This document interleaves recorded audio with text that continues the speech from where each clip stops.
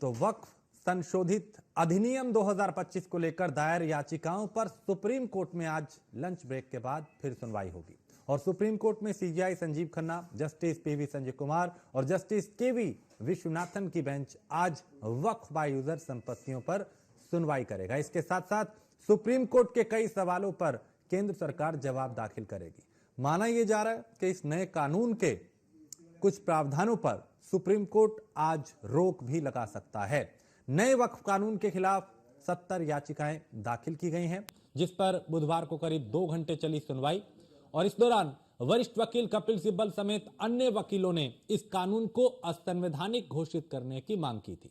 Supreme court दलीलों को सुनने के बाद अंतरिम आदेश पारित करने जा रहा था, लेकिन केंद्र सरकार की तरफ से सॉलिसिटर जनरल तुषार मेहता ने अंतरिम आदेश पारित करने का विरोध किया और सुप्रीम कोर्ट से केंद्र और राज्य सरकारों की दलील सुनने के बाद ही आदेश पारित करने की अपील की है। सुप्रीम कोर्ट में सुनवाई के बीच यूपी के कई शहरों में अलर्ट जारी कर दिया गया है। वक्फ कानून के खिलाफ प्रदर्शन के मद्देनजर प्रशासन पूरी तरह से अलर्ट है ताकि कहीं भी किसी तरह की कोई गड़बड़ी ना हो। बात सुप्रीम कोर्ट ने कही है तो निश्चित तौर से कि अगर वक्फ बाय यूजर में 100 साल 200 साल पुराना है जिसके डीड्स नहीं हैं, तो ये जो अब अमेंडेड कानून आया है गवर्नमेंट के द्वारा, उसमें स्पष्ट है कि ये रिट्रोस्पेक्टिव इफेक्ट से नहीं होगा।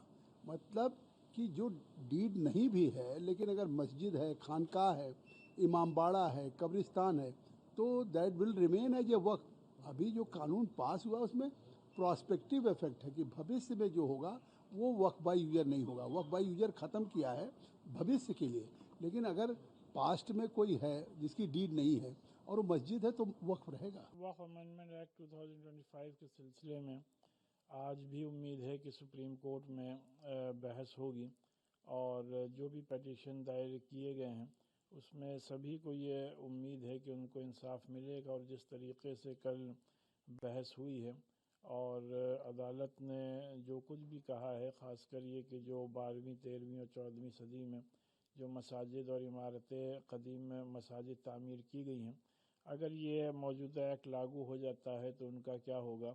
और हम लोग को पूरी उम्मीद है कि आज भी जो बहस होगी उससे कुछ न कुछ अच्छा रिजल्ट निकलेगा। सुप्रीम कोर्ट ने जो ऑब्जर्वेशन किए हैं, जो सवाल पूछे हैं, कमोबेश वही हैं जो कांग्रेस पार्टी ने जेपीसी में उठाए थे, जो कांग्रेस पार्टी ने लोकसभा और राज्यसभा में हमारे स्पीकर्स ने चिंता व्यक्त की थी। वही चिंता सुप्रीम कोर्ट ने भी व्यक्त की। आज बहस चलेगी।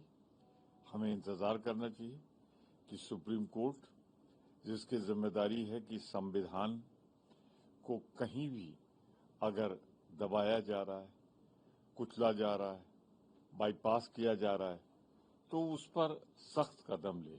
मुझे पूरी आशा है।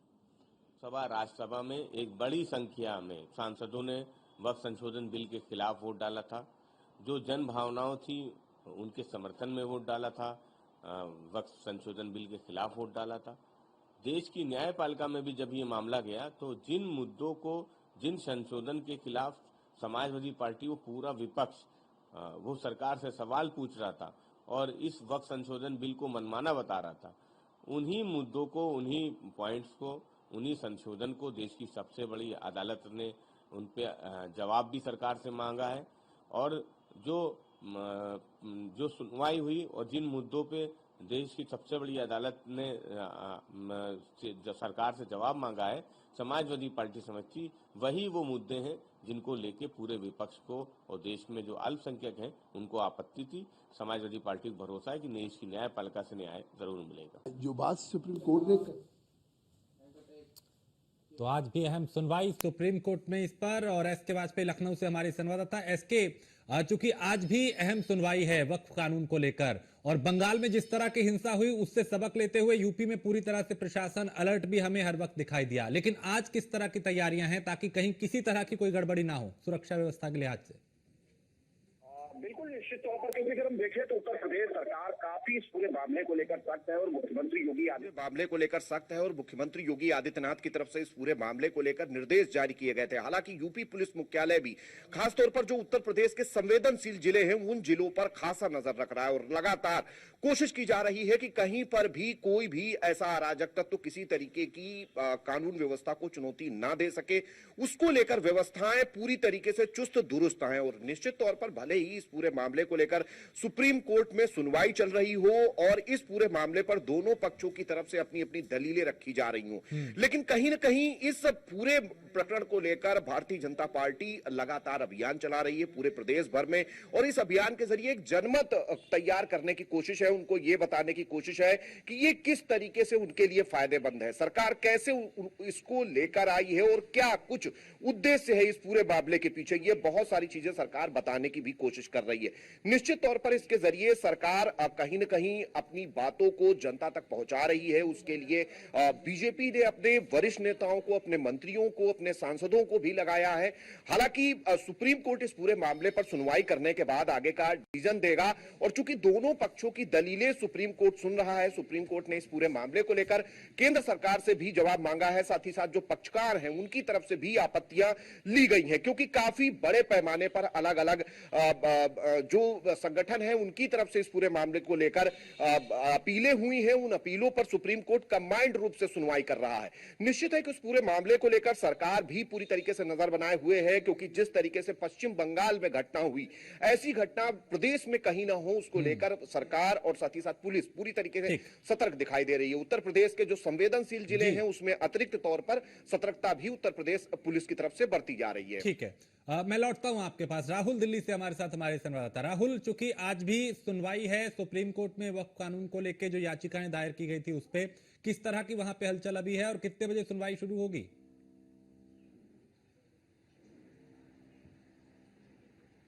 देखिए 2 बजे से, जैसा कि कल भी 2 बजे से 2:15 पर लगभग जो है सुनवाई शुरू हुई थी, और आज भी लगभग 2 बजे जो है सुनवाई का समय तय किया गया है।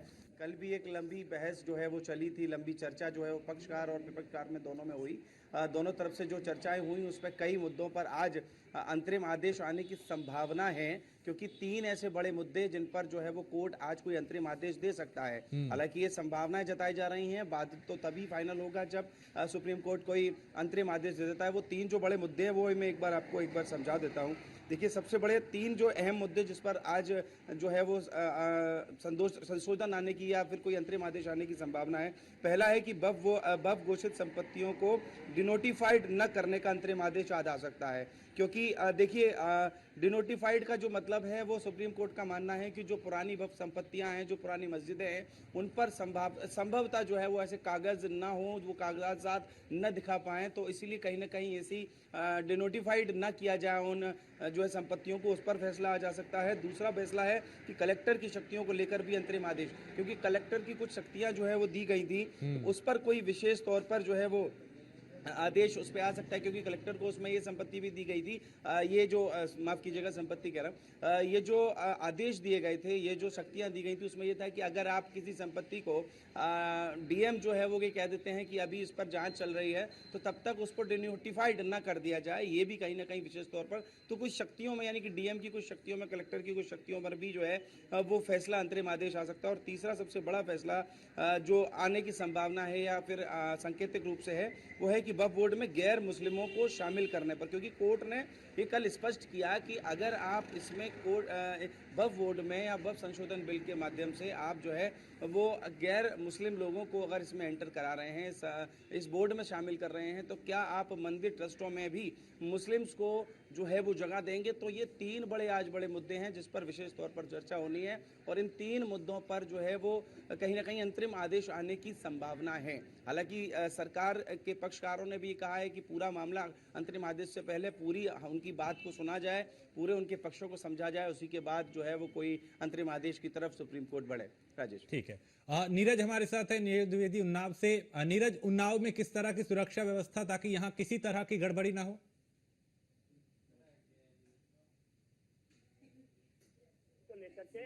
जो उसमें संशोधन हुआ, उसके जो सुप्रीम कोर्ट में याचिका दायर की गई, उस याचिका के बाद में जिस तरीके से माहौल गर्म हुआ है, उसको लेकर के उन्नाव जिला प्रशासन पूरी तरीके से अलर्ट है, क्योंकि उन्नाव के भी कुछ मोहल्ले या कुछ एरिया ऐसे हैं जो संवेदनशील है। उन संवेदनशील इलाकों में लगातार जो है पुलिस अधीक्षक दीपक भूकर, उनके साथ में भारी फोर्स, और यहाँ पर जो है वो लगातार रन कर रहे हैं, गली गली जा रहे हैं, देख रहे हैं।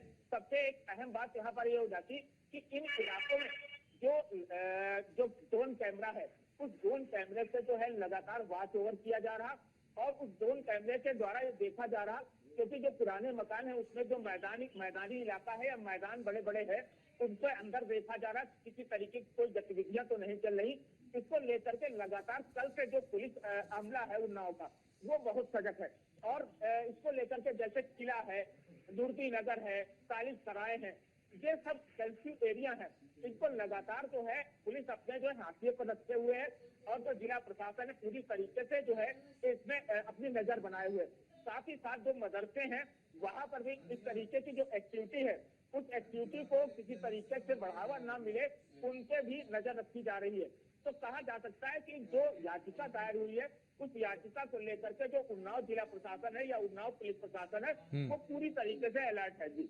ठीक है एसके, चूंकि जब बंगाल के मुर्शिदाबाद में हिंसा हुई तो मुख्यमंत्री की वहां पे डिमांड होने लगी कि भाई यहाँ पे योगी जैसा मुख्यमंत्री चाहिए।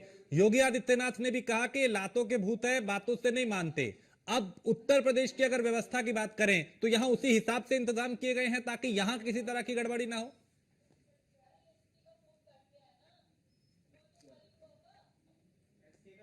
तो चलिए, अभी एसके तक शायद मेरी आवाज नहीं पहुंच रही, संपर्क शायद टूट गया है और उनसे विस्तार से और समझेंगे।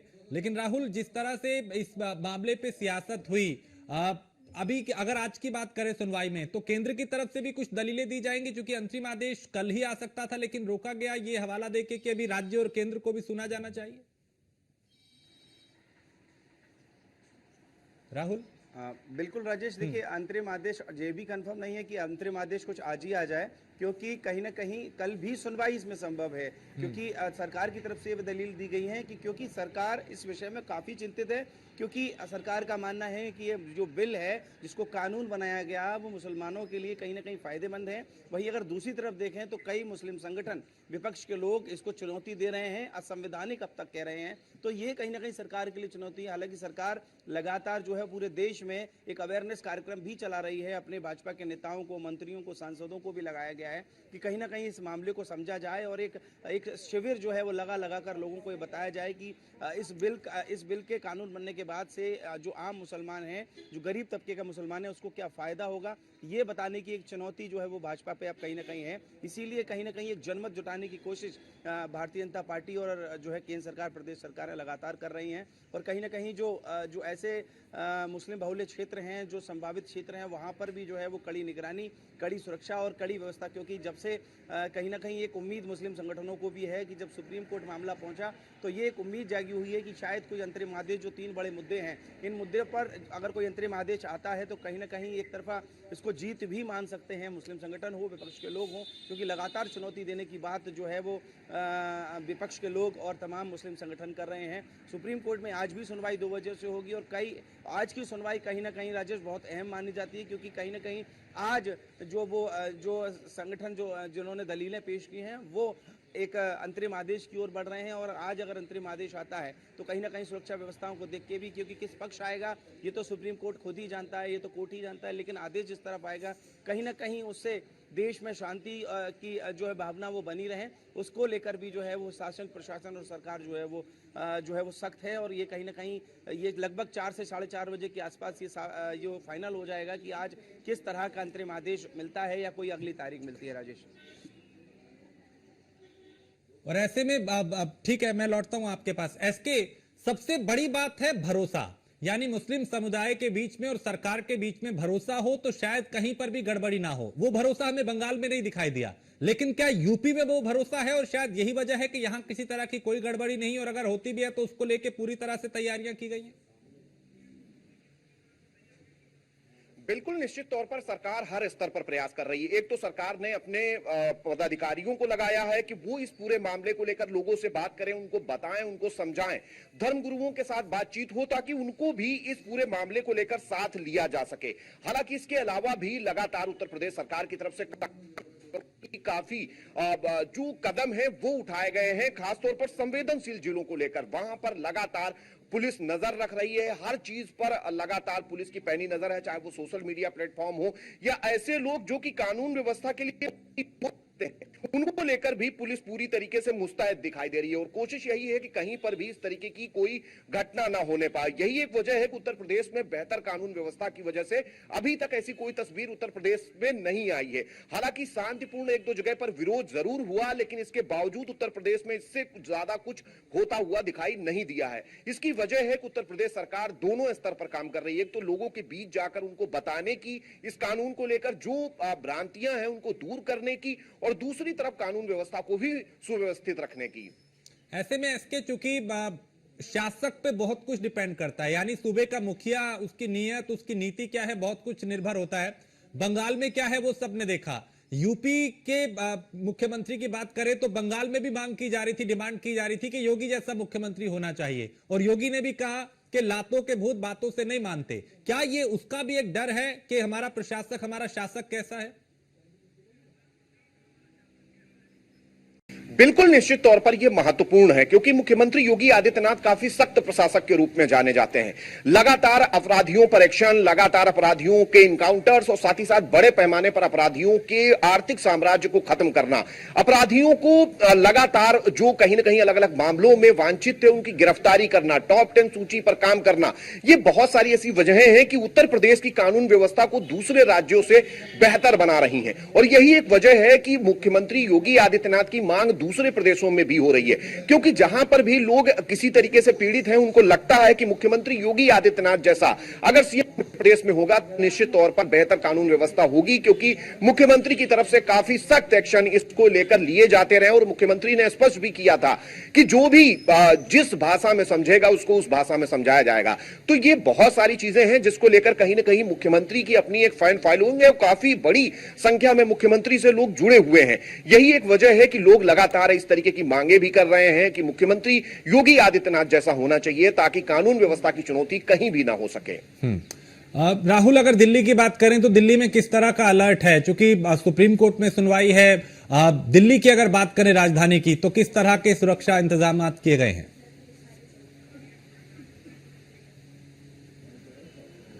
देखिए, दिल्ली में हालात जो हैं अगर पूर्णता से देखा जाए तो सामान्य हैं, लेकिन जहां जहां मुस्लिम आबादी वाले क्षेत्र हैं वहां सुरक्षा की व्यवस्थाओं से तमाम पुलिस फोर्स जो है वो अलर्ट मोड पर है।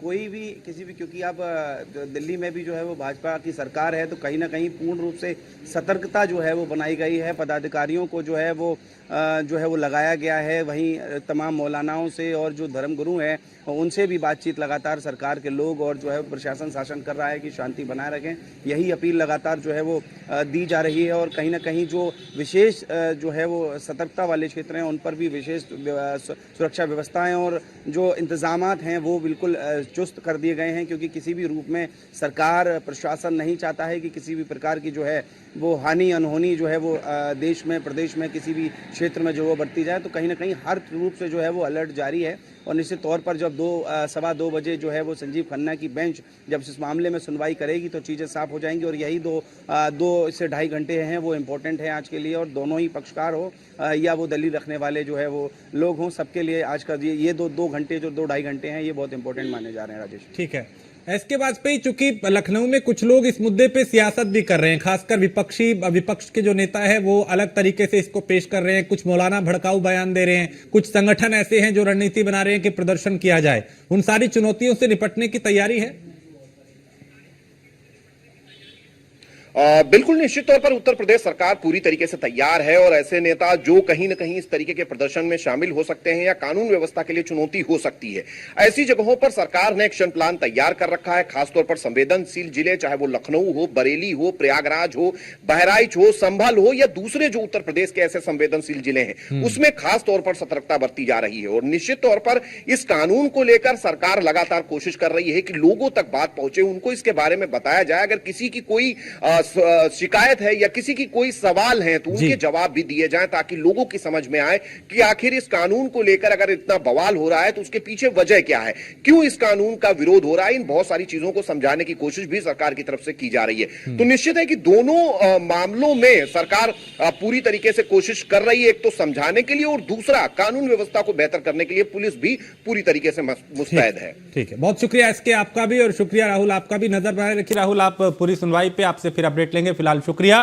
तो आज अहम सुनवाई है सुप्रीम कोर्ट में और नजर लगातार हमने बना रखी है, पल पल की अपडेट सबसे पहले आप तक पहुंचाएंगे।